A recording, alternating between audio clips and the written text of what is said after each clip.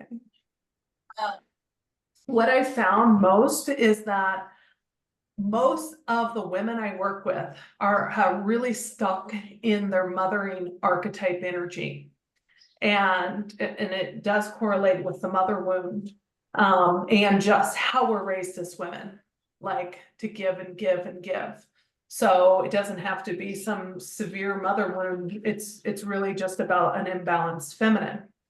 And so, but we're supposed to be all of it integrated, have our youthful energy, have our mothering energy, have our wise woman, have our kind of wild side, and that sort of stuff. And sometimes we get too stuck into one side because of various reasons. Adult responsibilities, it could be motherhood, business ownership feels like motherhood, like all of that, caring for a partner, all kinds of stuff. And then caring for parents, if you have those kind of roles as well, whether it's parentification or caring for elderly parents, all of these things. So all kinds of things that play out. I have a presentation I'm going to share. Let's see here. I can share my screen. Let's see. Let me present. This is always like a tricky thing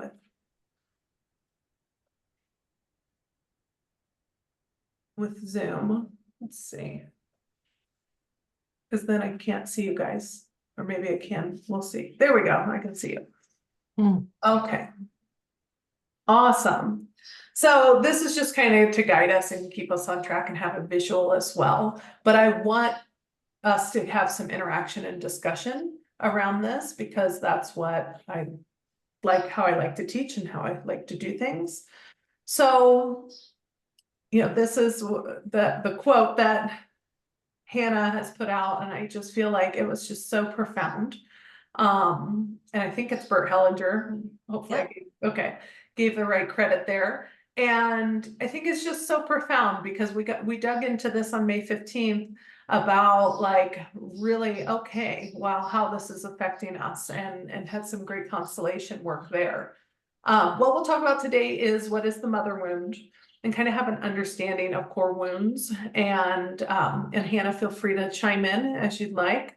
Thanks for joining, and how it shows up for us just in life as adults. And happy to share my examples as well. And then the mother archetype in business, the shadow and the light of it, like how it can be an imbalanced way, and how we can use that energy in a real great way as well. And then balancing the mother archetype in business, and like ways to overcome it. Obviously, you guys are a part of Woman Elevated, and these are ways to work through this. The family constellation that we have every month, and also, kind of the understanding and shifting your business. I mean, it's not an overnight shift to work in a different way than we've been trained all our lives. It's kind of going into our heart and going, I really don't want to work like this anymore. And for me, when I had my daughter, I was working 10, 12-hour days, making my yoga studio and wellness center happen. I was successful at the cost of myself. And so it was just like, I didn't want to be that way. I made that decision. I did not want to be that kind of mother who was never present. And so I ended up selling it, and people were sad and blah, blah, blah. But I had to do that for myself. And then I ended up shifting my business in a different way. Had to work on other layers of not being present, which showed up with the mother wound. But there are core wounds that occur, and we're focusing on the mother wound this month and the father wound next month. But the core wound, and it's not always conscious, because I speak with woman after woman, and Hannah, I'm sure you do the same, and you can bring it up, and like people are like, I love my mother. I have a great relationship with my mother. Or, it could be extremely the opposite. I have no relationship with my mother. But like, it's like there is a core wound that can be passed down in the feminine lineage. And the mother wound in general is passed down as unlovable. where the father wound is more unworthy. Okay, and of course, you know, there it crosses, but if you really had to narrow it down, it's I'm not lovable. And shame gets passed down through the feminine lineage, which for many, many reasons I won't go into today.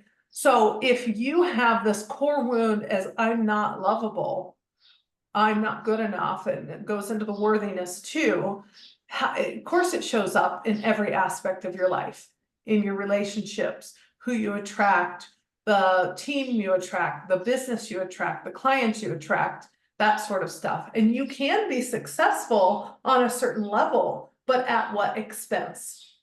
Or you may be feeling stuck because you, and we're going to go into what does this show up as, oops, but like you may feel stuck because these things show up, and we're going to dive deeper into this. Perfectionism, that can show up in your business. Lack of boundaries, sense of self, showing up with your business. So we'll talk more about how it shows up in your business, but this can show up with anybody. You know, you don't even have to be a business owner.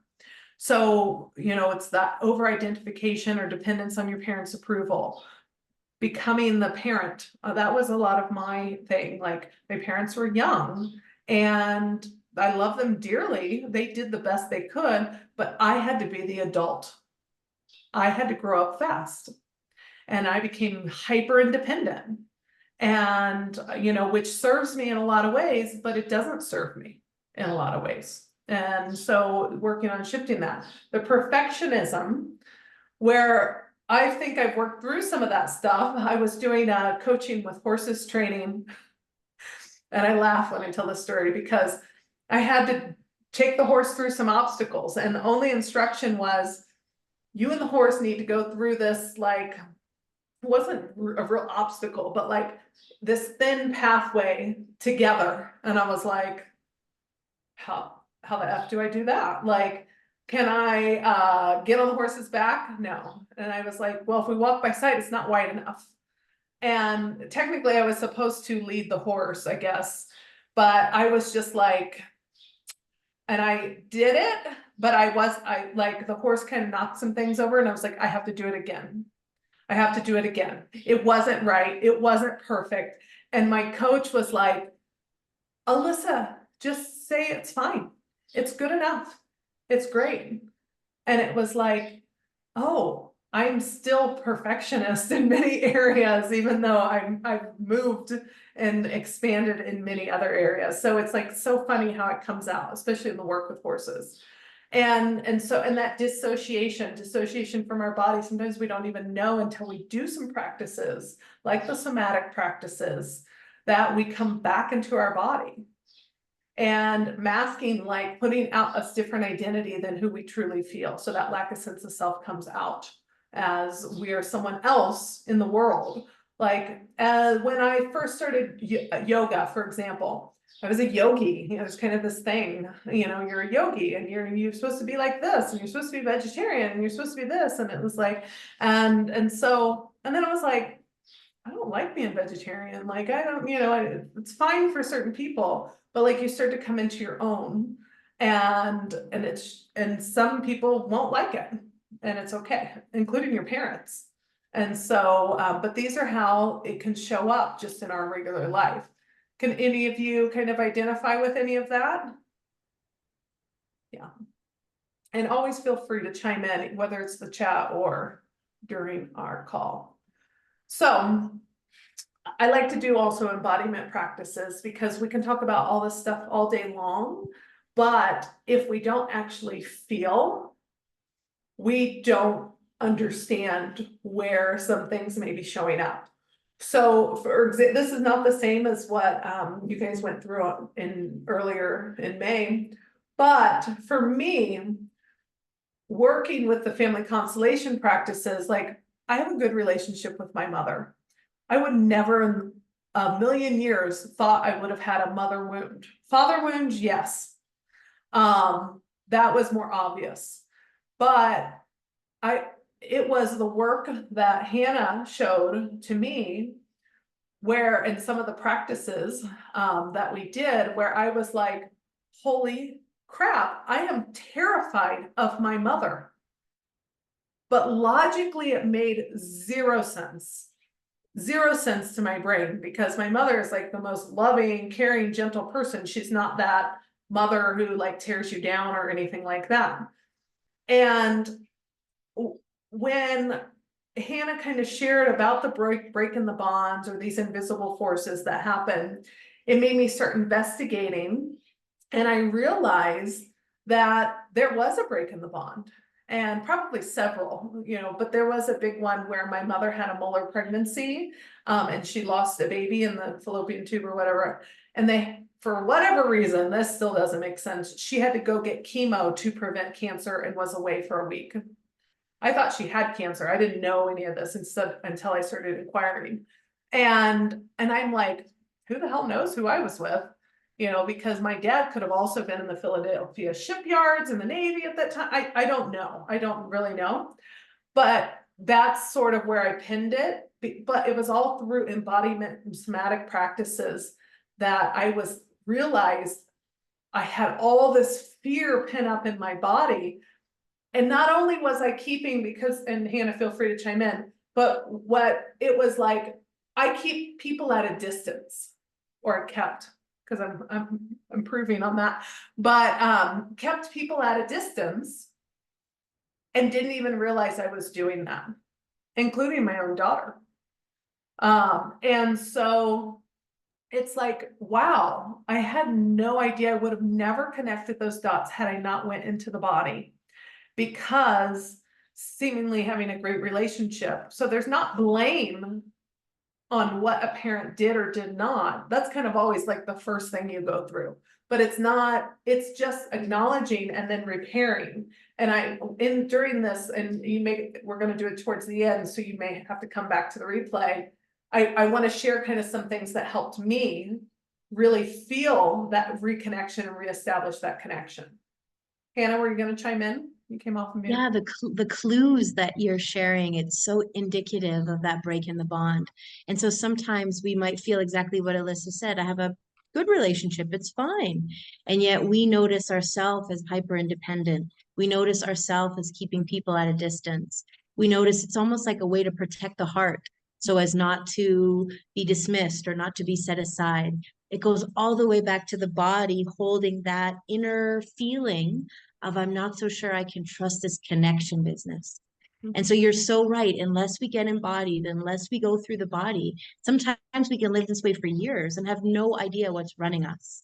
Yeah. Yeah. That was like the shocker, even though I've done tons of embodiment practices as yoga therapist, everything, but actually like not about my parents. So that That's work, it. yeah.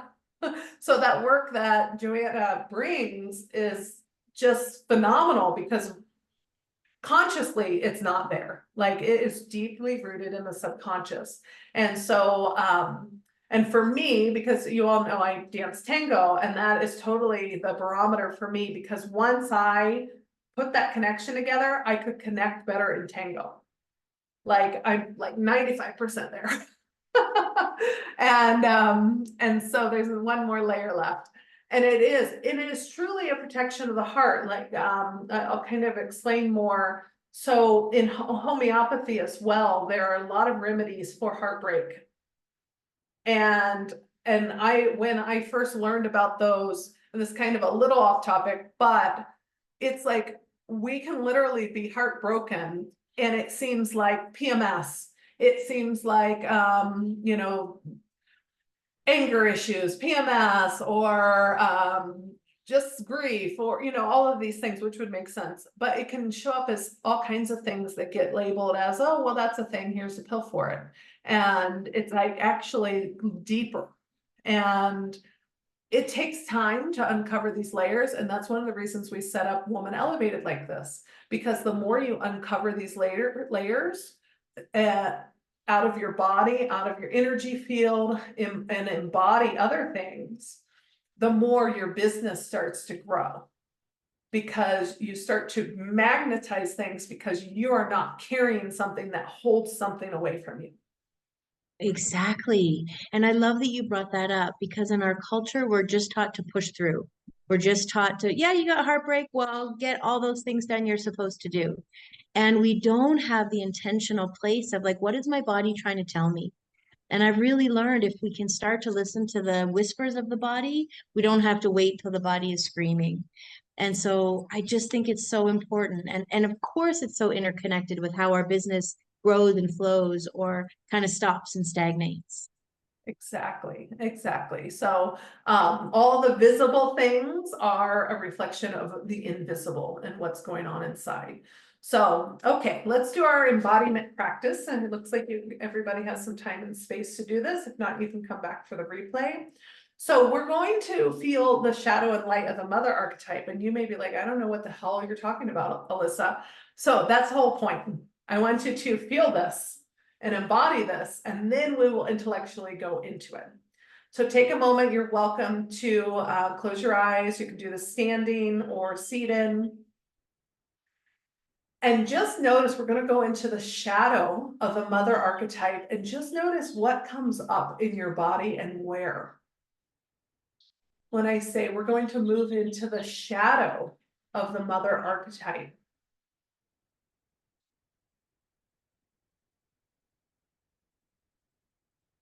make sure you take a deep breath. Just notice what comes up. What is the first thing that comes up? And anything is correct. What is coming up for you is correct. Whether there's colors, visuals, a feeling. What does the shadow feel like of the mother archetype?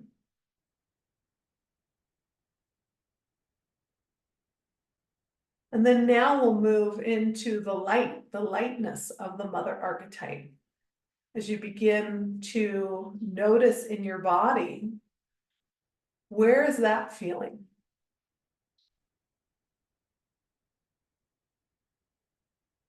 Is it different? Is it the same? Different location, different colors or visuals coming up, and your eyes can be closed or softly open, whatever's comfortable for you.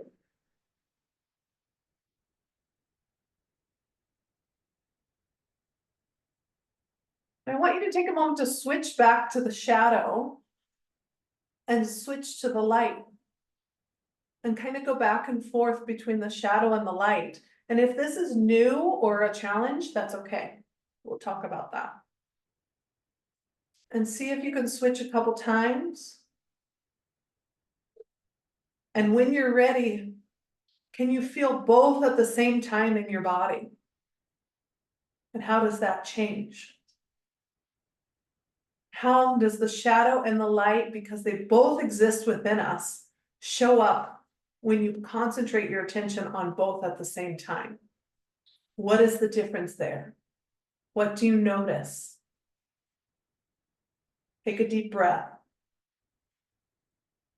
and exhale.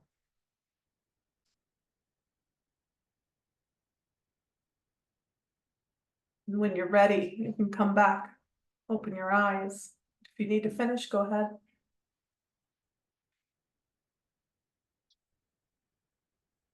Anybody want to share? How did it feel in the shadow? Yeah, Jamie, just come off mute. Sorry, I was making notes to so in the shadow I could feel it up along the spine in my upper back and kind of along the bra line, and then also in my throat, like a lump in my throat. And then the lightness is like this white bright light in front of me. Interesting, interesting. Okay. And what about when both of you felt both at the same time? Did anything shift for you? Feels like I could probably sit with that a little bit longer, but it feels like it kind of almost swirls together. Okay, beautiful. Thank you for sharing. Gosha or Hannah, do you want to share? I felt the shadow in my abdomen, like I was trying to protect it. like I was trying to curl up, like I had this feeling, and the lightness actually was in the upper body. So when you say lightness, I felt myself just going like this. Oh. Yeah, it was interesting because I normally just focus on this shadow, on this feeling in my stomach, and yeah, and that was nice to feel this balance for a moment, feeling maybe felt a bit more, I felt a bit more solid, Ah, if that makes sense. yeah. That was like, yeah, I feel like, yeah, that just lifted me up. So that was interesting. Oh, okay, so that might be a good practice to make, like, come back into the light, and we'll intellectualize it in a minute, but like how you can do that, how you can connect with that. Cause it's so easy to, yeah, go into that deep protection or shadow part. What about when you felt both at the same time? Anything shift? Any difference? Um, no, like I felt this balance, Mm. like, so I wasn't being pulled down. I was kind of more centered, Great, something like that. great. Yeah, our bodies are so wise, right? Hannah, did you want to share anything or just, yeah? Sure, it was really interesting. It was a lot of contraction and sort of an intensity around the dark and the shadow. And the light moved right into my memory of holding our son for the first time, sort of that mothering lightness and joy and connection. And the fusion of the two, it almost felt like a yin yang symbol. That kind of image came to mind where it's just sort of, yes, that's right, that both kind of come together in the shadow and the light. And it was an interesting thing to breathe into and kind of integrate the both pieces. Yeah, very fascinating exercise. Wonderful, wonderful. Well, the body knows, the body is that living record. And there is a quote by Clarissa Pinkola Estes about, I'll go back here. I don't remember it completely, but it's like the body's a living record of life healed, life hoped for, life experienced. And so it's all in us, but both the shadow and the light. And too often there's so much, I mean, I'm glad there's more talk about trauma and it's aware, there's awareness. It's not just shoved down, like it has been for generations, but there is also resilience and light that lives in our bones. And so in accessing that and coming back to the body. So, these are practices that we can do often, especially when we're feeling low. So let's intellectualize it a bit. And let's talk about the shadow of the mother archetype in business. So this is as applied to business. And so this is lack of client boundaries, the worrying and perfectionism. So that can be like, you can't put something out like a course or your website or whatever until it's perfect. And it's like, just get going. And being in constant fear, like fear of, and when I first saw these, I was like, gosh, I have moved through a lot of these, but there are still a couple things that still hang out. And, fear that something's not going to work out or this or that. Helicopter CEO, so micromanaging the day-to-day operations, whether you have a partner in business, you have a team. I see this a lot. It's like you can't delegate and let go. And where I've seen this very often is people having a hard time trusting and hiring, like even a virtual assistant, let alone expanding into a team. Because, and some, sometimes your hires just suck. I mean, that's a whole nother thing. But it's like, if you can't delegate and be clear and direct, and then you're not empowering your team member and you're keeping everything on your plate, just like a mother would be doing everything. And not necessarily training her kids to do some things. Judging your numbers, so that I have a client who this showed up with. I took her, well, I mean, she took herself, but guided her in from 100K to expanding her psychotherapy practice into almost $600,000 last year. and it wasn't good enough. She wasn't good enough. Because she's like, maybe that was a fluke. And it's like, because that stems from her family and her own mother wounds and that sort of stuff. She comes from a very wealthy family, and it wasn't, and it's like it was a fluke. Mental health's high in demand right now. And I'm like, no, you worked hard to grow those, like I didn't bring your clients in, that sort of stuff. I didn't manage your team. I just helped guide you with the foundation. But yeah, it wasn't good enough. And I was really, really surprised. I wasn't surprised just knowing her and, some of these deeper issues, but that's how that can show up. You're judging yourself. It's not good enough. Sacrificing your lunch break, time with family, or basic health needs for the business. I'm so glad that I don't do that anymore, but I did in my 20s and early 30s. Like it doesn't even have to be for your business. It can be for your career. I used to work 60 to 70 hours a week. I had 100-hour work week in Las Vegas once. I was pissed off about that though. But it's like really learning how to work in a different way. And some of this is societal and cultural, right?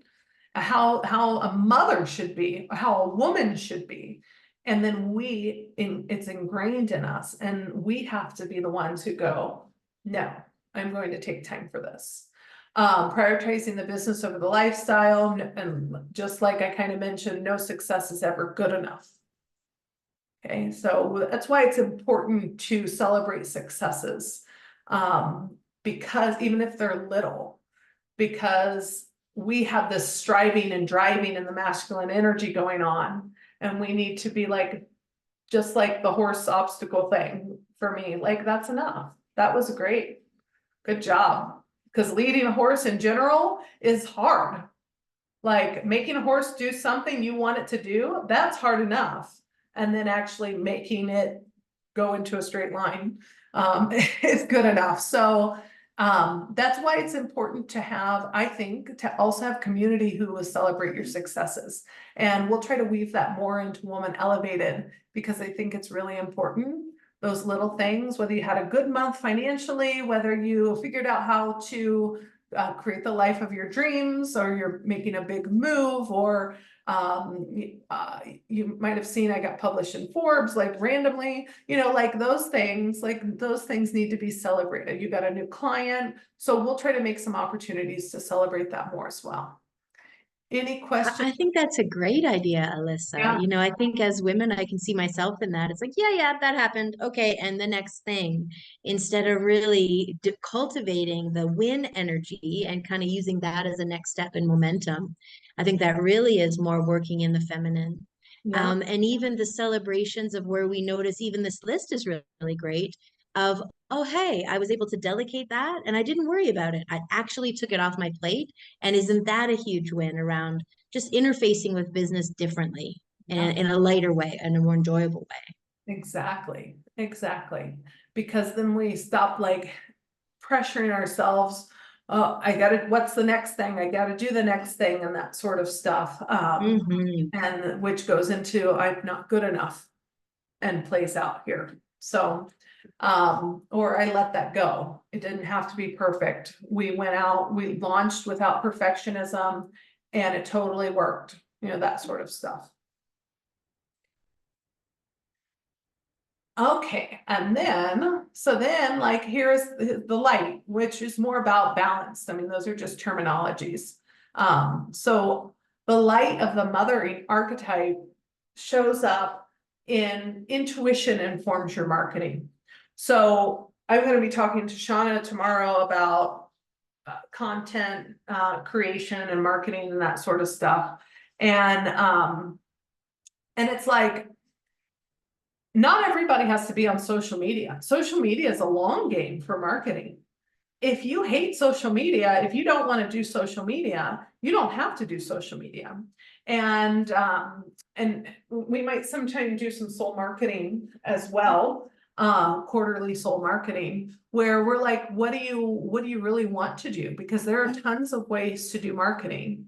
And recently I shifted after Hannah and I were talking about LinkedIn, and I've been loving it, like, because I'm writing a newsletter and I'm repurposing my content. And so it fulfills my love of writing. And I don't mind being on social media, but I love writing, which is why I've written and pitched for articles and was able to get like the featured in sort of stuff, because that's what I love. Social media is, like I said, okay, but I really like networking and writing. And so we've pivoted into having networking groups and that sort of stuff as well. So intuition informing your marketing, you don't have to do what everybody will tell you. It has to be this way or that way, or, and there are tons of people who have been successful on social media with just reels or just text and carousels, like one way, or not on social media at all. So I used to have a client who, I think she had $1 million business, but she didn't have a website. She did it all through networking in Washington, DC. Yeah, this was 2020, but like she was just thinking, and she was a consultant, so she made big money consulting. She worked way in her masculine energy, but marketing for her was networking. And that was, of course, like when you could actually have contacts and well, you can again now, but like before the pandemic. But it's like you can create your business however you'd like. And so social media does help, but it doesn't have to be that way if that's not feeling good, or if it's feeling like, oh, this is such a chore. So what do you love to do? And that will inform your marketing. Compassion for self regarding goals. This kind of goes to our conversation about wins. And, it's like, okay, I have this goal, but, maybe I met it. Maybe I like to put goals into like smaller, more achievable ones, and then like your big audacious one as well. And then reverse engineer, how do you get there? And then if you don't get there, how can you get there next? Sort of stuff. Birthing new programs and message. So the birthing new programs and message is the mother energy, because in the maiden energy, we might have a ton of ideas that actually never get birthed. So that is more of a youthful energy, and that can be an imbalance if we have tons of ideas and we actually never focus on actually birthing and creating. So that creation energy comes with the mother archetype. The wisdom, the intuition, providing healing and support for clients, which is why we're kind of all in this space. But then we have boundaries, right? So that's the balance. Being the leader who empowers a trusted team that actually supports you. So an imbalance would be, yeah, you have a team, but then you're relied on for everything, and they're not empowered to do stuff. So one of the things I always talk to clients about is building a team that supports you, but it takes you actually managing them well. So, and letting go. So there's certain things. I used to, at my yoga studio and wellness center, I had a great team, and I've had years of hiring and firing experience prior to that. And if like I had somebody who was constantly this, oh, I need this, I got to do this, can you do this?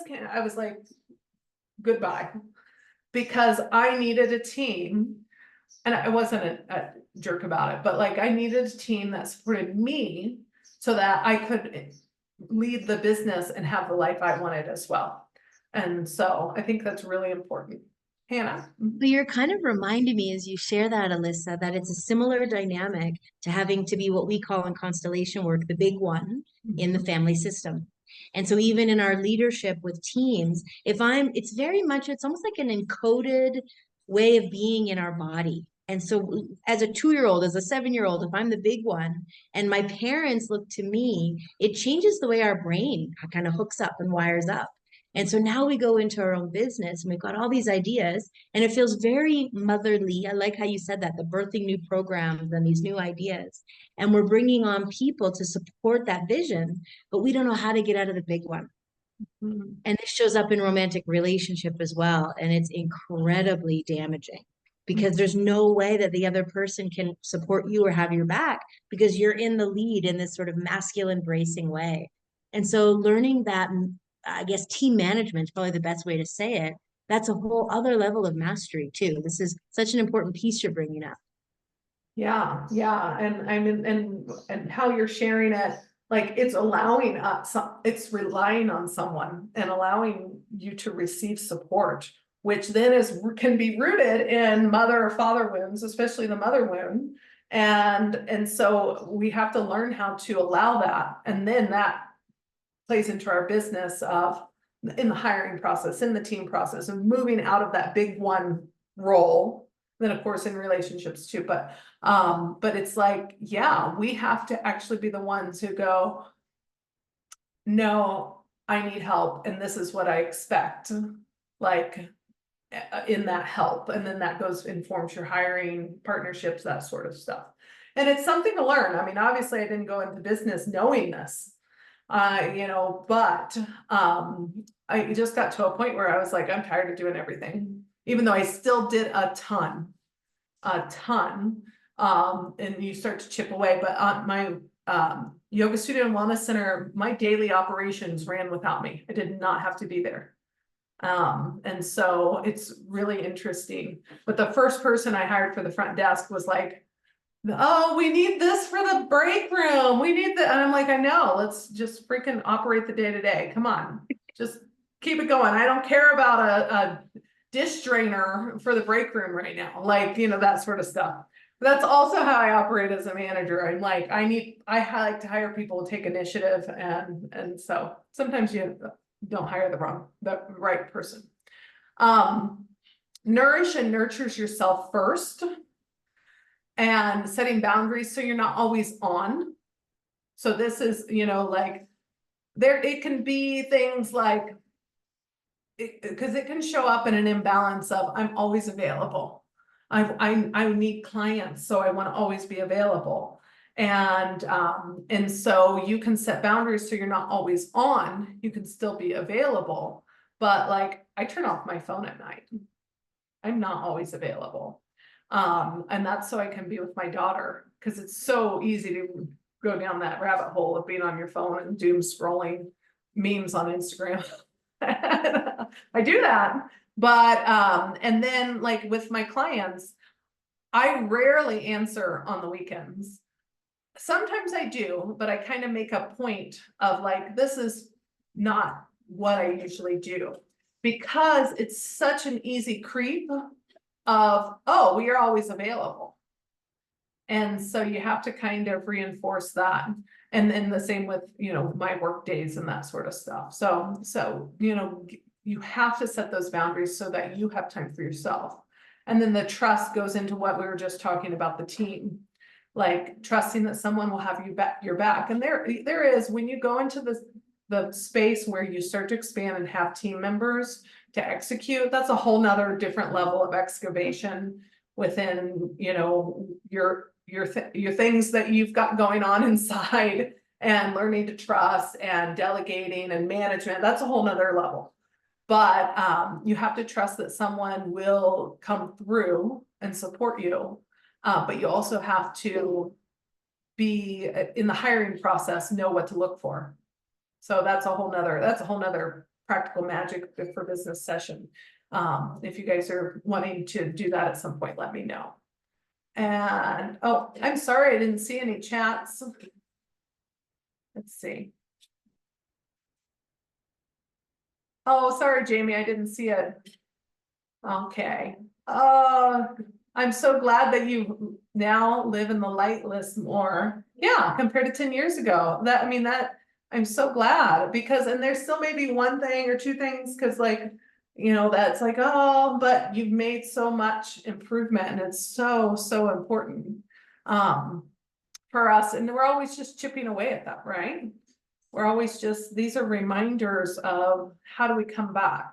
I just wrote a LinkedIn newsletter about inviting the maiden energy back in, creativity and energy, because sometimes we can get too much in a mothering or wise woman archetype and forget our playfulness and youthfulness, especially when we have so many responsibilities.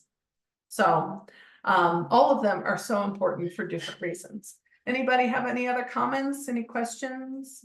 I just wanted to say how much I resonated with that article. I think it really spoke to me on a deep level, and I love the newsletters you're putting out. We're filled with wisdom. Thank you, thank you. I'm enjoying writing them because it's a way to share that, and in a different way, in a different way. And so, yeah, I'm really enjoying that because, I mean, for me, I've been rereading, if you haven't read it, Women Who Run with the Wolves.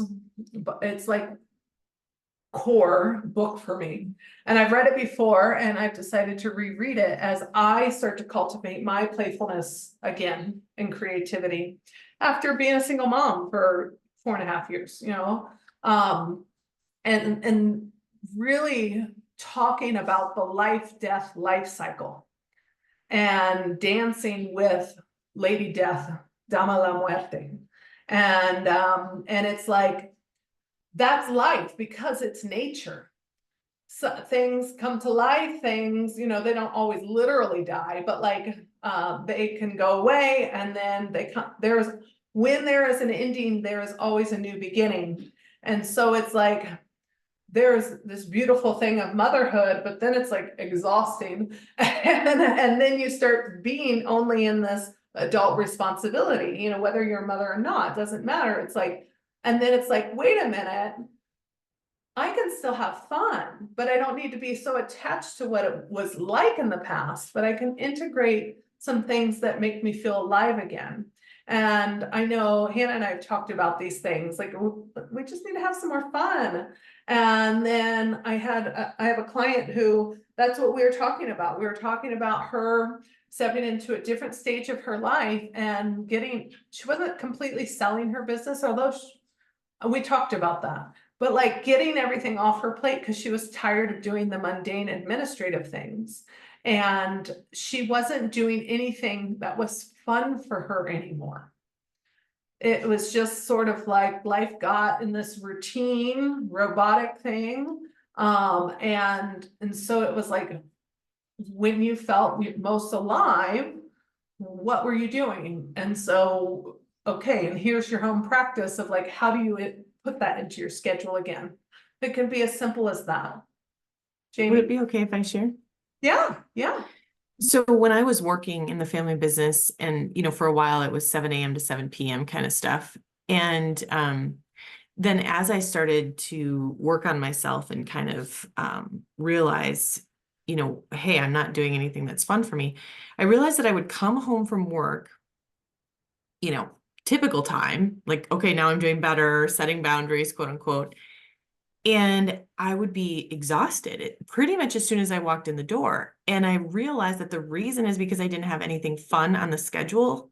And it was like, oh, now I get to do dishes or make food or supper. And the kids were all fine. Like they weren't looking to spend time with me. They were ready to do their own thing. And so I was like, great. I am not even looking forward to from 5 to 9 p.m. until I go to bed. And so that's what really shifted things for me, is when I realized I want to put fun stuff on the calendar for after work or during the day, and then working in the, like, what is fun for me? And so now I'm literally energized almost every day, all the time, because I'm kayaking when it works to kayak, and meeting people for a sunset kayak, or going to breakfast in the morning, but not worrying about like, excuse me, 5 p.m. making supper, and just, I was like, I realized that I could go from feeling completely exhausted to completely energized depending on what I had on my calendar. And so now I put energizing things on my calendar. Yay. Oh, I'm so glad you shared that, Jamie. It's so true. It's so true. And it just has to take some awareness and intention for us to shift. and been putting it on our calendar, because it's so easy to get wrapped up. I mean, I know that personally, to get wrapped up in the day-to-day. Hannah? Oh, yeah. And I think, you know, Jamie, it's such a huge win because I really identify with what you're saying. These, for me anyway, these deep roots of being brought up that you do the work first and play later if there's time. Otherwise, you're going to fail. Otherwise, it's not going to work out. That the working hard, there was some sort of merit to that, some sort of, you know, badge to wear. And it was so interesting as I got a little bit older. I looked and thought, gosh, my parents didn't even take a vacation. I'm talking not even a weekend away until their mortgage was paid off. And even as a teenager, I thought, like, we could die at any moment. What was I steeped in? What sort of beliefs and thoughts and ideals? And even though that awareness came through, there's still the chipping away at prioritizing joy, prioritizing what fills us up. And I love the way you said it, Jamie. Like, I come in now more energized for the things that we all are doing in our lives anyway. What way are we coming at it? So love what you shared there. Great, and Gosha, feel free to chime in if you want. You don't have to. Yeah, what you said, Johanna, I don't remember going on holiday with my parents once when I was a child. Like, not once, because summer was for like making sure that we were okay for winter. So, and it was just like a constant cycle. And I find myself, I think maybe that's why I worry so much, because being brought up like this isn't until you break that cycle, really. Yeah.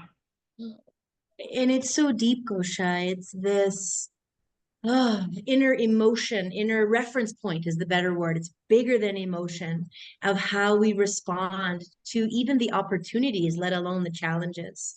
And that's why I guess I'm so in love with the constellation work because it works right at the reference point. From my own experience, I don't believe much can change on the outer face point of, you know, day-to-day stuff until we change how we're navigating our fears that we all have. But are we letting them be in the driver's seat? Or are we saying, you know what? I've cultivated my trust muscle and I'm letting that, you know, steer things through. So it can be a lot of self-awareness, and just the way you've described it, it's very clear. You're very self-aware of that piece.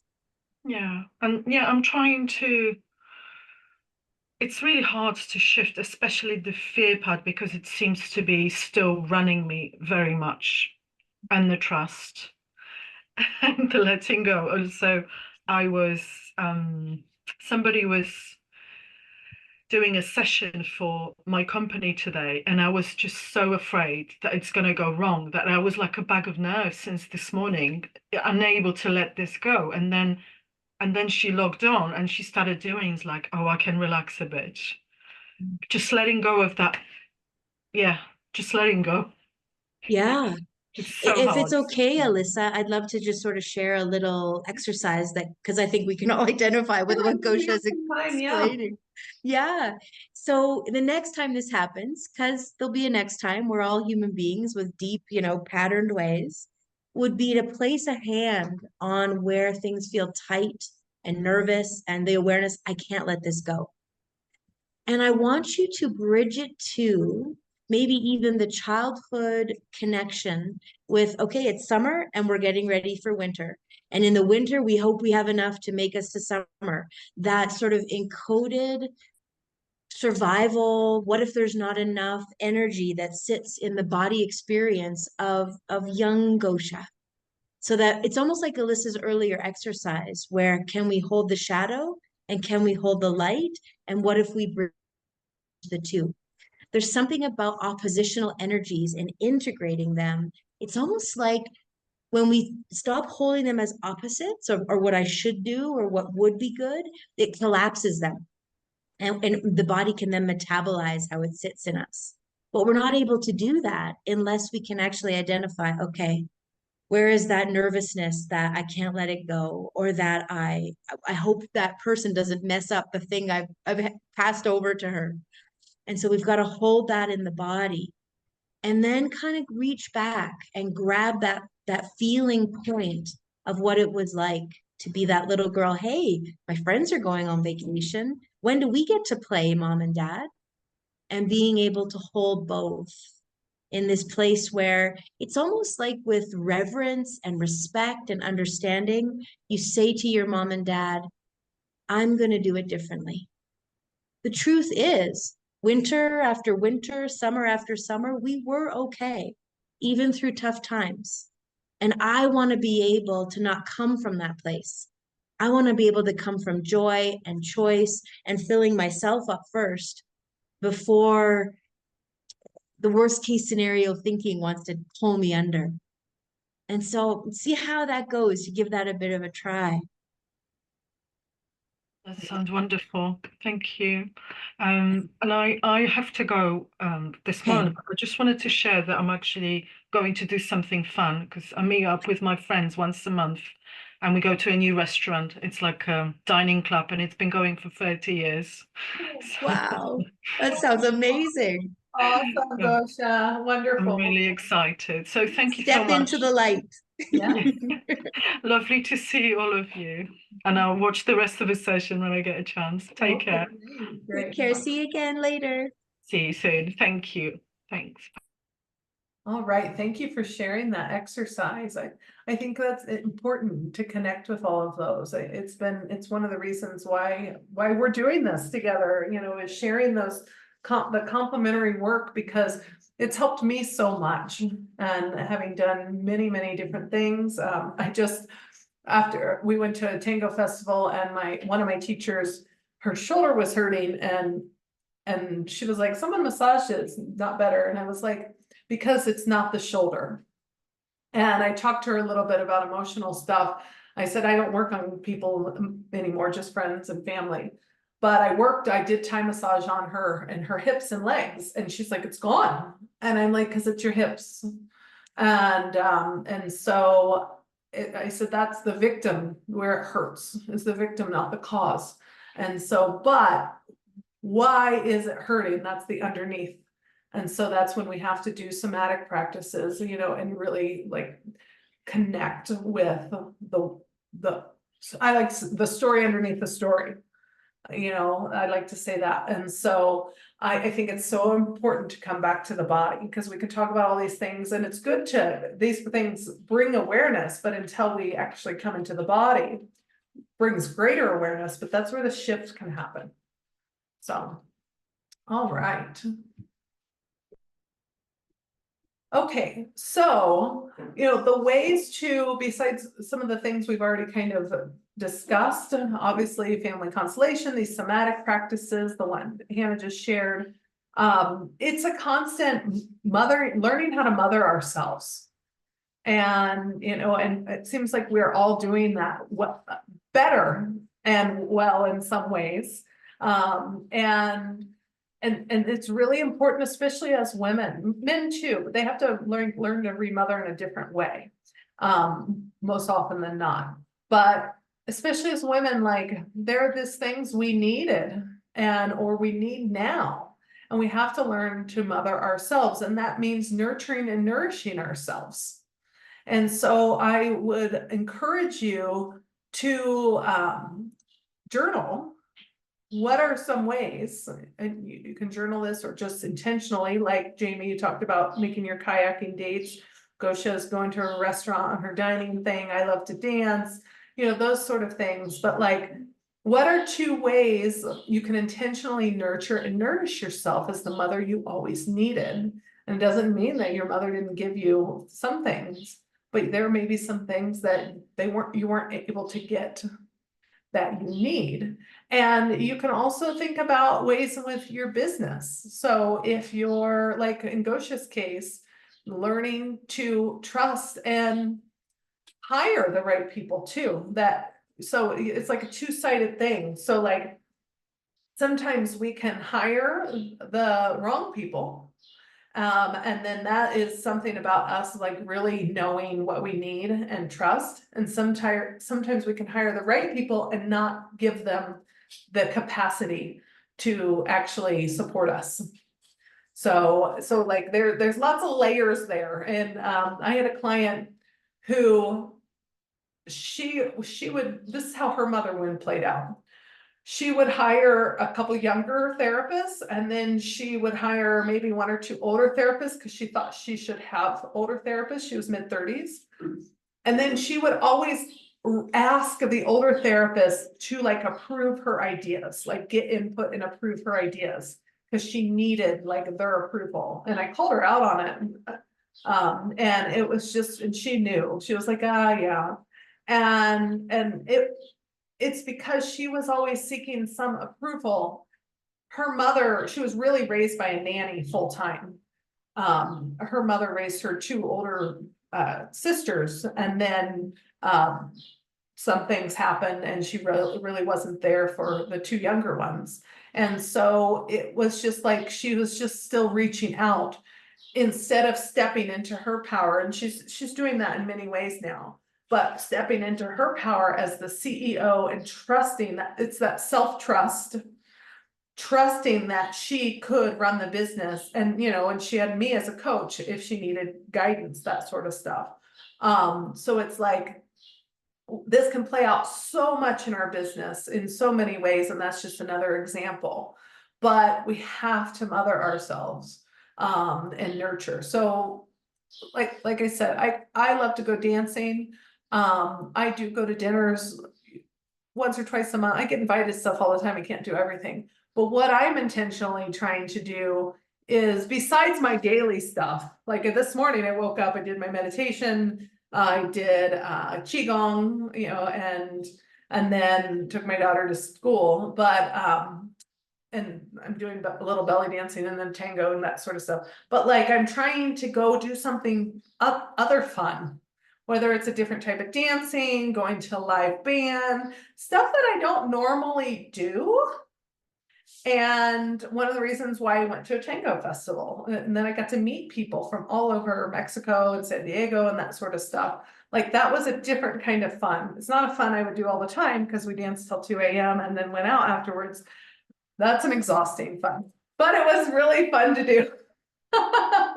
But like to do, like, how can I do something fun? Because I do go have coffee with people and that is fun, but it's not like dancing is what makes me feel alive. Outdoors is what makes me feel alive. So I encourage you to think about how can you continue to energize yourself where that routine can be. I read the other day, routine is lethal, and routine can be really healing and helpful, but everything in balance, or my grandmother would say, everything in moderation.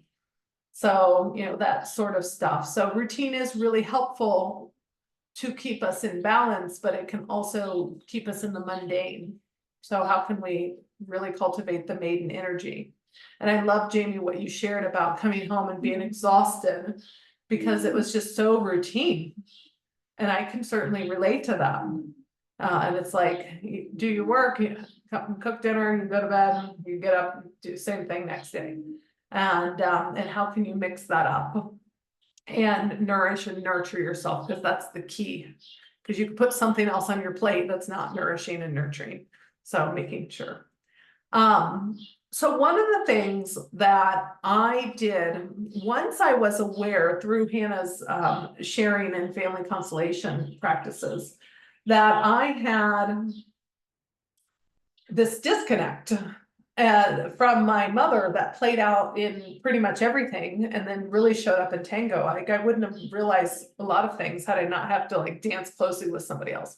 And is that I was like, oh, I am holding everyone at a distance. And so one thing I would do is envision, whether you're comfortable or not, is envision my mother coming towards me over and over, and then holding me as a baby or small child, and me resting in her arms, any way possible, or even as a baby, because I remember my daughter on my chest, like heart to heart, you know, and that sort of stuff, and envisioning myself being held. And I've also done that with my father too, because I have photos of my daughter laying on his chest while he naps, and I know I did, that sort of stuff.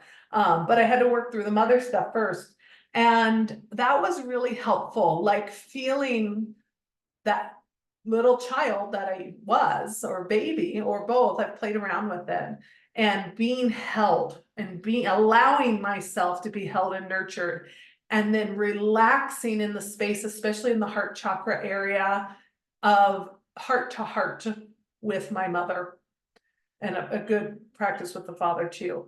And it was interesting just how, like, to feel at peace and safe, and to the point that, so in yoga nidra meditation, especially in the eye rest, there's an inner sanctuary. So that's what I would call this, like, where is your inner sanctuary of this safe, sacred space? What do you go to? And for me, it was always with my hands on horses, like hugging horses, like being with horses. But after that reflection and shift for me, and visualizing that became my inner sanctuary, because it allowed myself to be held and receive. So I encourage, as you listen to this, watch the replay, to practice that whenever you have the space and moments. And sometimes it's just in bed visualization, because then you can really see how do you clam up, do you resist, can you let it in, because then it will be a parallel to what are you letting into your life.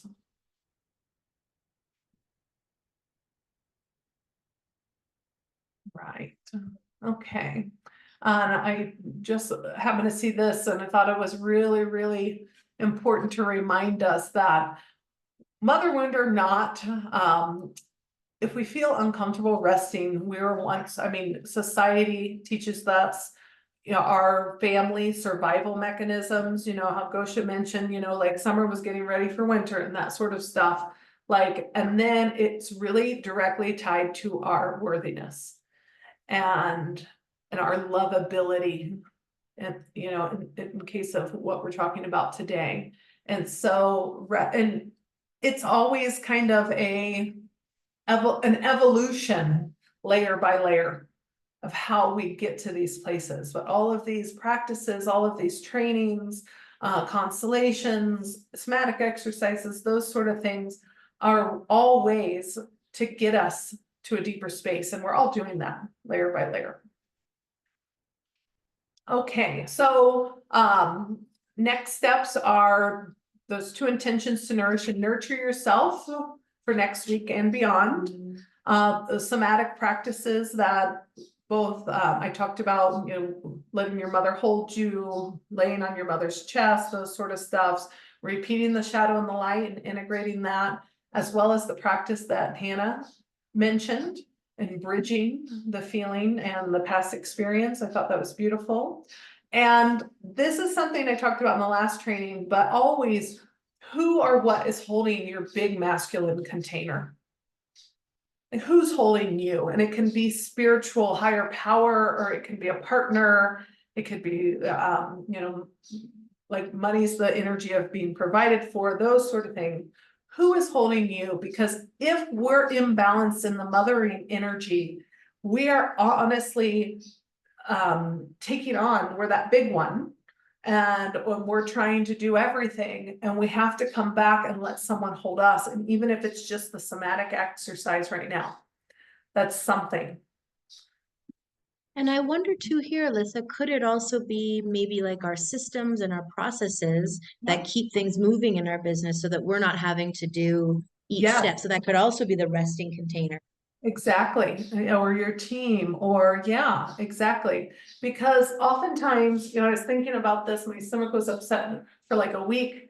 And then it was like, nah, I'm not feeling to do that or this. And, as entrepreneurs, like those systems and processes, our team holds us, like those sort of things. And if we don't have those sort of things in place, it's easy for our business to kind of go up and down, because it's all reliant on us.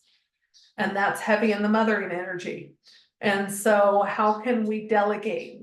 How can we set up things to work on our behalf so we can take a vacation. So this reminds me of the book Clockwork by Mike Michalowicz. So he used to, I've certainly done this too. Yeah, I'll go on vacation with my family. At least I got to that point in taking a vacation, but I will work the whole time while you guys are at the beach and I won't actually spend time with you. Like, and he talks about that in that book.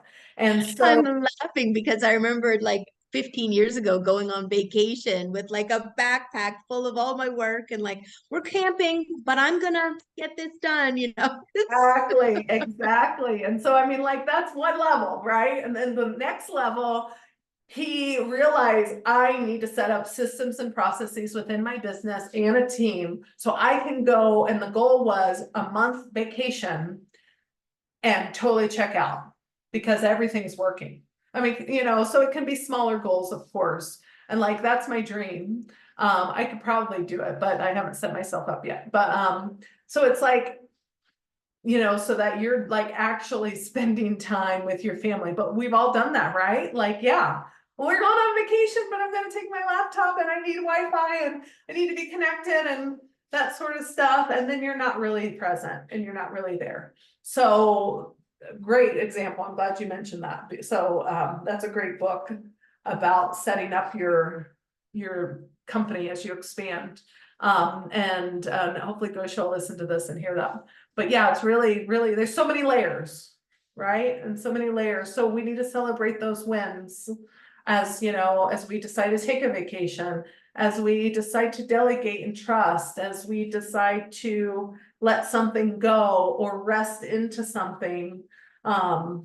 There's so many things. And it's a process and a journey. And that's why Woman Elevated is a monthly membership and not just like a one-off training, because it is a process and a journey. And we're here to hold space for that. So we're your masculine container in a way as well. Yeah. Any other questions? Anything?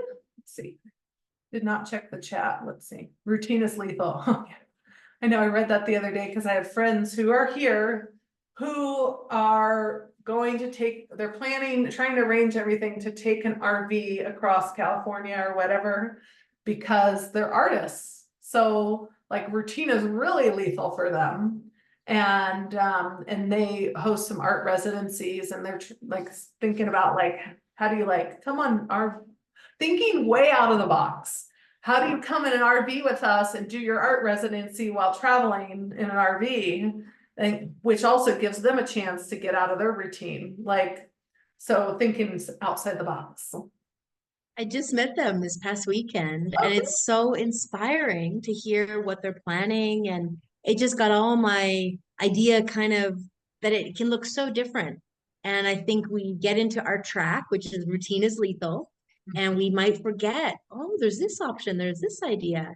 I think being around artistic people can be so inspiring because they're wired to think out of the box. I was just wowed by what they're pulling off. I know, and they pull it off. That's the thing. So yeah, I mean, that I always think, gosh, I really want to take like a month by the ocean. Well, how would I do that? You know, I mean, that's easier than RVing across whatever. But it's Right. like, okay, but I need to do this, then I have to do, and it's like, it's possible. You just have to think outside the box and do something. And then I would actually work. Because it would be a Yes. month. But you know, like just really like mixing it up. Well, they're working too, right? They're doing the art, exactly. and I think that's the goal for me anyway, of dedicating my life to work that I love. It feels less heavy, you know, that Right. there still needs to be the balance and all you're speaking about, but it's not, I don't know, data entry or something that would just make me want to, you know, poke my eyes out. This is, Exactly. yeah. Yeah, well, yeah, and I mean, because like when I look back, like if we all think about like what our life used to look like on some level and where we are now, I mean, there's always the evolution and the shift. Because Yeah. I mean, since I had my daughter, I've worked less than part-time and successfully have done that, even though I've had ebbs and flows.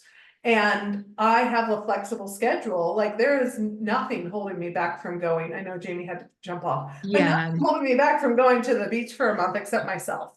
You know, Yes. Isn't that the truth? exactly. So we totally have ways to do this.